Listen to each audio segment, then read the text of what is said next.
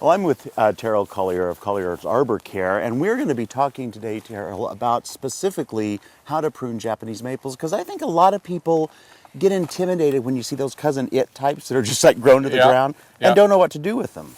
Well, you know, the one thing about Japanese maples is that I think some people don't do it enough. So they're a little bit afraid. So they actually shouldn't be that afraid, and they really can kind of go for it. It's a little bit like rose pruning, that you can, it needs a lot of care, especially if you want that Japanese open and airy look. And you know, I think we need to express that you're not going to kill the plant probably by making a wrong cut. So if you make a mistake, time will fill it in anyway. Yeah, it's forgiving. It's forgiving. So basically there's two things that you want to keep in mind when you're doing. You can always cut the dead wood out. Okay. So when you have big pieces of dead wood like this one branch in here, you can always cut that out. You can tell it's dead because there's no live buds on it, even if it's dormant.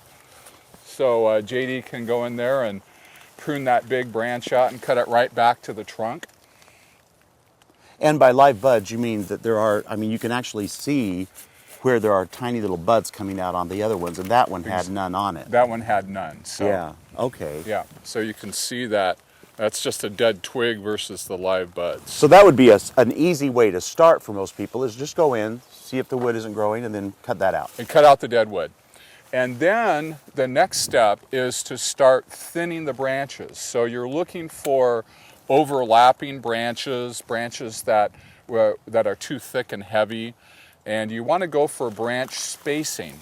So we will be thinning this probably about 20%. So you can take out 20% of the branches to make it more open.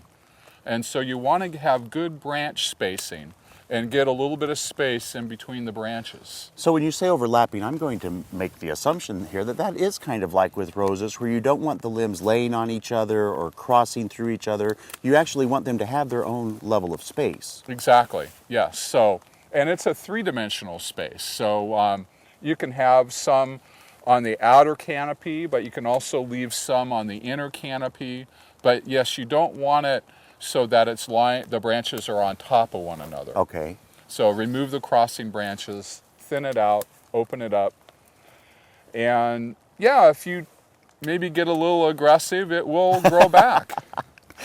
Well, you know, I know that a lot of us are intimidated with cutting Japanese maples. We don't want to make a mistake. And, you know, then there's the upright ones versus the weepers. So if you have any questions at all, I can't think of a way to make it more simpler than to give Collier Arbor Care a call and talk to them and get all of your questions answered. Thanks so much, Terrill. Thank you.